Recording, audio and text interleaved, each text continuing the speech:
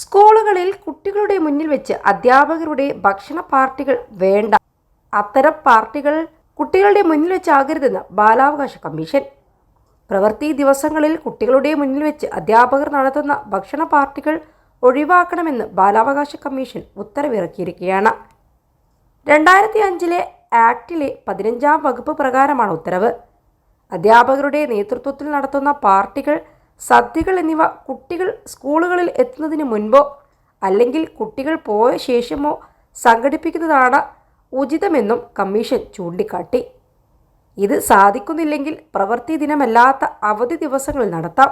ഈ നിർദ്ദേശങ്ങൾ എല്ലാ സ്കൂളുകൾക്കും വിദ്യാഭ്യാസ ഉപഡയറക്ടർമാർക്കും നൽകണമെന്നും പൊതുവിദ്യാഭ്യാസ ഡയറക്ടറോട് ആവശ്യപ്പെട്ടിട്ടുണ്ട്. ഭക്ഷണത്തിൻ്റെ ഗന്ധം കുട്ടികൾക്ക് കിട്ടുമ്പോൾ സ്വാഭാവികമായും അത് രുചിക്കാനുള്ള ആഗ്രഹം അവരിൽ ഉണ്ടാവുകയും കിട്ടാത്തപ്പോൾ വിഷമമുണ്ടാക്കുകയും ചെയ്യും.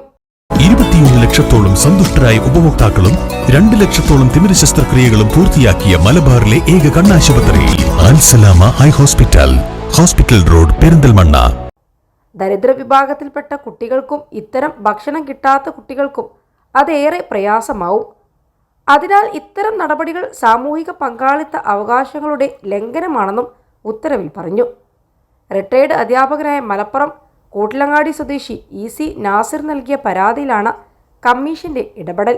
സമാനമായി മധ്യവേനൽ അവധിക്കാലത്തെ ക്ലാസ് എടുക്കുന്നതിനെതിരെയും ബാലാവകാശ കമ്മീഷൻ നേരത്തെ തന്നെ ഉത്തരവ് പുറപ്പെടുവിച്ചിരുന്നു. സർക്കാർ എയ്ഡഡ്, അൺഎയ്ഡഡ് സ്കൂളുകളിൽ അവധിക്കാലത്ത് ക്ലാസ് നടത്തരുതെന്ന് കർശന നിർദ്ദേശവും നൽകിയിരുന്നു.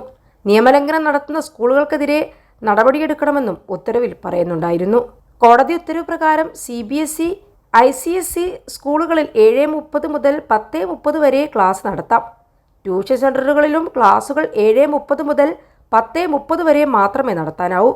ഇക്കാര്യത്തിലും എന്തെങ്കിലും വിധത്തിലുള്ള നിയമലംഘനം നടക്കുന്നില്ലെന്ന് ഉറപ്പുവരുത്തണമെന്നും നിർദ്ദേശമുണ്ടായിരുന്നു.